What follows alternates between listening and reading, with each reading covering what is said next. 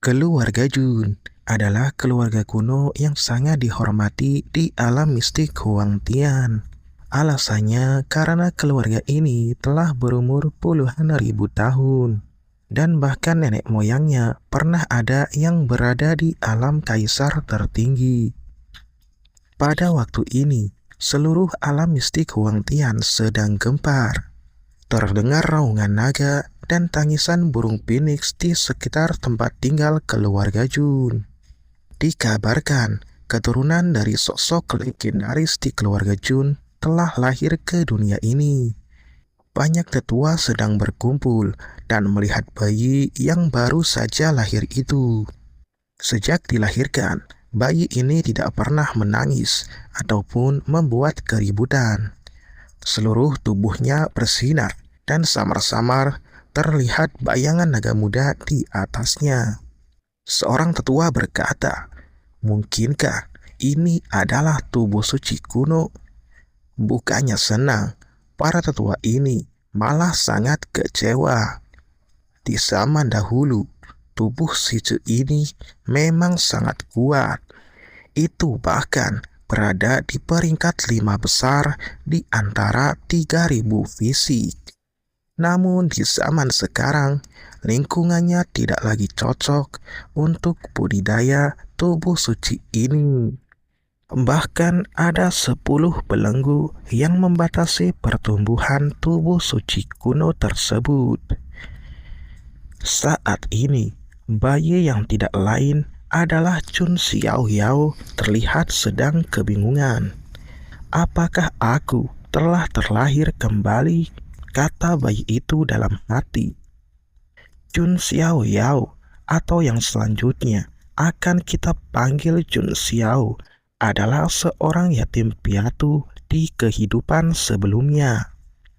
Dia diadopsi dan dibesarkan oleh seorang peramal buta. Peramal itu pernah berkata, "Meskipun kamu miskin dan kesepian di kehidupan ini, kamu akan diberkati di kehidupan selanjutnya." Tentu saja, Chun Xiao tidak percaya omongan peramal itu. Namun, sebuah kecelakaan merenggut nyawanya saat itu. Dan saat Chun Xiao membuka matanya lagi, dirinya telah berada di tubuh seorang bayi. "Sepertinya aku dilahirkan di keluarga terhormat," pikir Chun Xiao dalam hati. Chun Xiao tahu dari perkataan para tetua bahwa keluarga Jun adalah keluarga kuno yang sangat mulia. Tapi Chun Xiao sedikit kecewa pada tubuhnya karena kata para tetua itu tidak berguna. Tepat pada saat itu, tiba-tiba sebuah suara terdengar di benak Chun Xiao. "Selamat kepada tuan rumah karena telah mendapatkan sistem masuk. Lokasi masuk telah ditemukan. Apakah tuan rumah ingin masuk?" Mendengar suara itu, Chun Xiao tidak terlalu terkejut. Dengan tenang, dia menjawab, "Masuk." Tuan rumah berhasil masuk. Selamat karena telah mendapatkan hadiah bintang 8 tubuh suci kuno yang lengkap. Begitu suara sistem terdengar, Chun Xiao merasakan kekuatan yang sangat besar di dalam tubuhnya. 10 belenggu tubuh suci kuno muncul di atas tubuhnya. Apa yang terjadi? Para tetua terkejut, dan mereka semua melihat ke arah Chun Xiao. Kemudian, di bawah tatapan kaget para tetua, belenggu rantai emas pertama putus. Aura yang mengerikan memancar dari tubuh Chun Xiao. Selanjutnya, rantai emas kedua pun putus. Seluruh istana bergetar dan cahaya bersinar terang. Lalu rantai ketiga, keempat, kelima, dan pada akhirnya semua rantai terputus. Sementara itu, di atas istana keluarga Jun ada banyak orang suci terlihat. Fenomena ini mengejutkan seluruh alam mistik Huang Tian.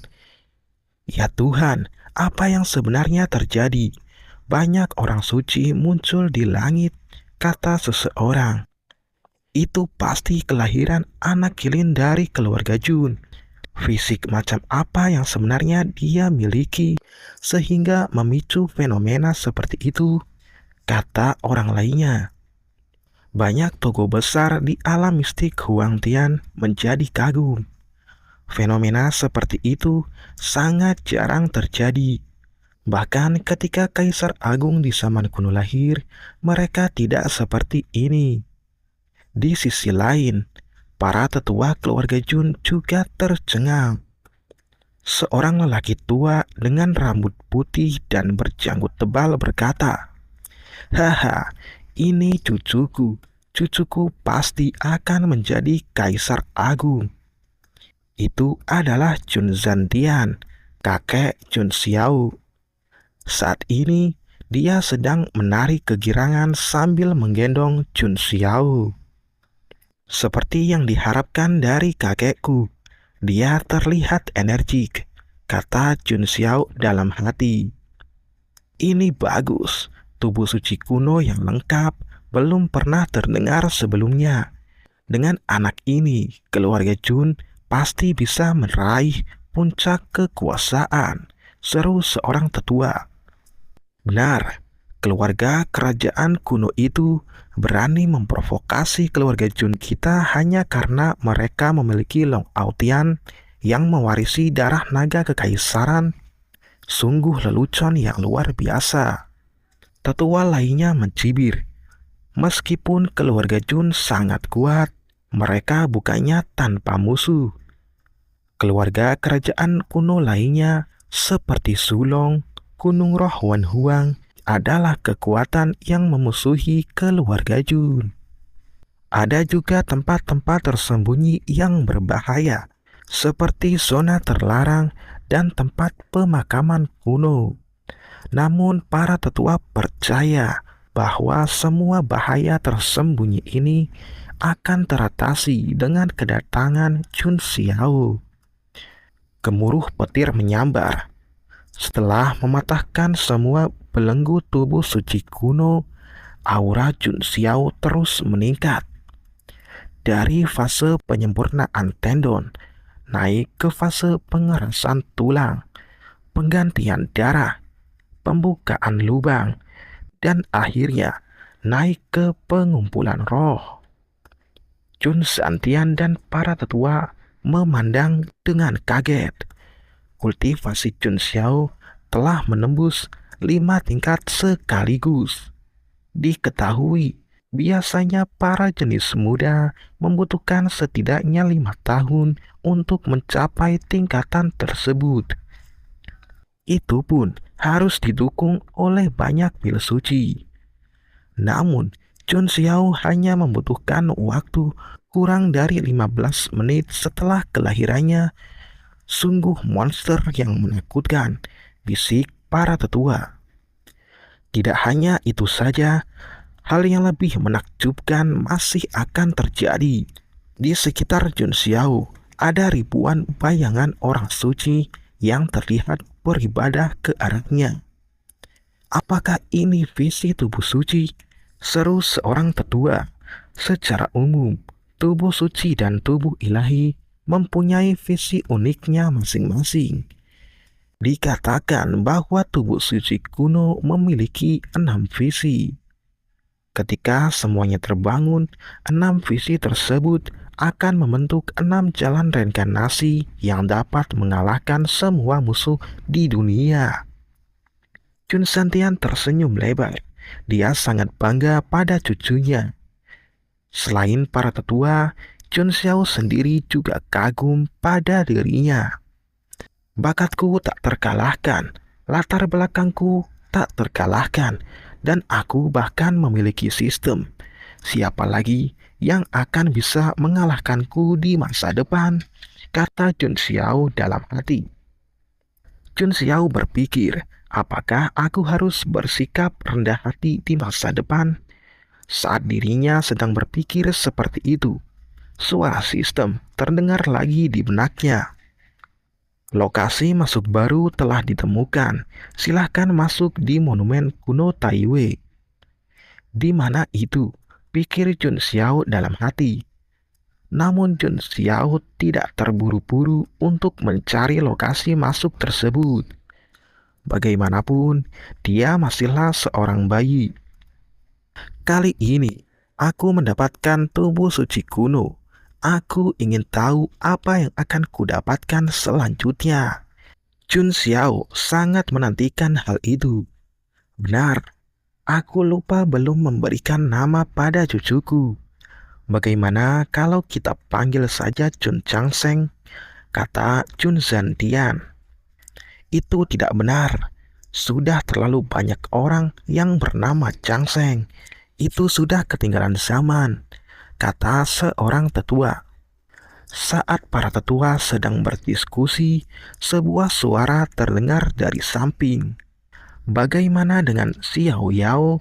Dulu suamiku pernah berkata bahwa menjadi makhluk surgawi itu mudah, tapi sulit untuk Xiao Yao, kata seorang wanita cantik yang tidak lain adalah ibu kandung Jun Xiao yang bernama Jiang Ru. Xiao Yao sendiri artinya adalah bebas dan tidak terkendali. Jiang Ru juga berasal dari keluarga kuno lainnya, yakni keluarga Jiang, yang kemudian dirinya menikah dengan keluarga Jun. Meskipun keluarga Jiang tidak sekuat keluarga Jun, mereka tetaplah keluarga kuno yang tidak lemah. Baiklah, kalau begitu, mulai sekarang kita akan memanggilnya Jun Xiao Yao, kata Jun Zhantian. Para tetua pun mengangguk. Namun tiba-tiba Jun Zhantian teringat sesuatu dan suasana hatinya menjadi murung. Melihat itu, Jun Xiao sepertinya menyadari sesuatu, yaitu ayahnya tidak berada di sini. Jangan khawatir Pak Tua, Jun Wuhui adalah God King berjubah putih. Bagaimana bisa terjadi sesuatu padanya? Apalagi ketika anak ini besar nanti, dia pasti bisa membantu ayahnya, kata seorang tetua wanita. Itu benar, aku masih punya cucuku yang berharga ini, kata Jun Zhantian yang kemudian dirinya kembali tersenyum. God King berjubah putih Jun Wuhui. Dilihat dari namanya, sepertinya ayahku adalah tokoh besar, pikir Jun Xiao. Tunggu, jika berita tentang tubuh suci kuno yang lengkap tersebar, aku khawatir akan ada banyak orang yang ingin mencelakai anak ini, kata seorang tetua. Maksudmu, kita harus menyembunyikan bakat anak ini? Tanya Jun Zhantian. Para tetua lainnya mengangguk setuju. Namun pada saat itu, sebuah suara tiba-tiba terdengar dari langit. Sejak kapan keluarga Jun menjadi begitu pemalu? Tidak bisakah kalian melindungi anak ini dengan benar? Kata suara itu. Para tetua terkejut. Mereka langsung melihat ke arah suara itu. Aura yang sangat kuat. Itu pasti leluhur agung, seru seorang tetua. Biasanya, leluhur agung hanya akan keluar saat keluarga Jun berada dalam bahaya pemusnahan. Namun kelahiran Jun Xiao mampu menarik perhatian leluhur agung. Banyak para tetua merasa kagum. Kemudian muncullah seorang lelaki tua yang mengenakan jubah berwarna abu-abu. Itu leluhur ke-18. Salam kepada leluhur ke-18. Jun Zhantian dan para tetua lainnya buru-buru membungkuk. Leluhur ke-18 lalu menggendong Jun Xiao. Matanya tertuju ke arah mata Jun Xiao. Jun Xiao berkedip. Dia tidak takut. Jun Xiao malah merasa penasaran. Apakah ini leluhur agung keluarga Jun? Auranya sangat kuat. Itu bahkan lebih kuat dari kakek, pikir Jun Xiao dalam hati. Baiklah, anak ini sangat berbakat. Kalian sebenarnya malah ingin menyembunyikannya, kata leluhur ke-18. Leluhur, Aku hanya takut seseorang akan diam-diam menyakiti cucuku, kata Jun Santian dengan sopan. Jika para orang tua itu berani menyakiti anak ini, aku tidak keberatan memulai perang abadi, kata leluhur ke-18 dengan tegas. Mendengar itu, Jun Santian dan para tetua lainnya menjadi gelisah. Perang abadi adalah perang antara keluarga kuno dan kekuatan yang sangat besar lainnya. Perang ini dapat menghancurkan suatu alam dan menyebabkan miliaran orang kehilangan nyawanya. Dengan ini saya umumkan bahwa Jun Xiao akan menjadi putra dewa keluarga Jun mulai sekarang. Semua sumber daya yang dibutuhkan anak ini akan langsung diberikan kepadanya. Perintah leluhur ke-18. Jun Santian dan para tetua lainnya mengangguk setuju. Hanya orang bodoh yang tidak akan mengembangkan tubuh suci kuno yang lengkap. Selanjutnya, saya akan memberikan Jun Xiao kualifikasi sebagai urutan 0. Lanjut leluhur ke-18. Mendengar itu, para tetua sangat terkejut. 10 urutan dalam keluarga Jun adalah 10 orang yang memenuhi syarat untuk bersaing menjadi kepala keluarga. Orang-orang ini semuanya merupakan jenius muda terkuat di keluarga Jun. Sedangkan untuk urutan 0, posisinya bahkan melebihi urutan 1. Ayah Jun Xiao, Jun Wuhui, adalah urutan 0 sebelumnya. Mohon maaf leluhur, bukankah ini akan membuat urutan lainnya tidak senang? Tanya seorang tetua wanita.